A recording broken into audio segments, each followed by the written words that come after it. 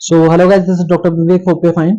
Guys, क्या आपने कभी सुना है कि कफ सिरप पीने की वजह से किसी की मौत हुई हो? क्योंकि ऐसे एक शॉकिंग न्यूज निकल के आई है अभी रिसेंटली एमपी और राजस्थान में, जहां पे 13 से 14 बच्चों की मौत हो गई है सिर्फ कफ सिरप पीने की वजह से। कफ सिरप का नाम है guys cold drip cough syrup and इसको मैन्युफैक्चर किया है काइजन फार्मा ने। गवर्नमेंट ऑफ इंडिया ने अभी इसको बैन किया हुआ है। अगर आपके घर में कोई इस्तेमाल कर रहा है या फिर आपके रिलेटिव में कोई इस कफ सिरप को इस्तेमाल कर रहा है तो अभी उनको रोकें ताकि किसी को और हानि ना हो। गाइस, कफ सिरप में ऐसा है क्या जिसकी वजह से सबकी मौत हो रही है? तो इसमें एक केमिकल कंपाउंड पाया गया है डायथाइलिन ग्लाइकोल नाम का, जो कि इंडस्ट्रीज में यूज किया जाता है।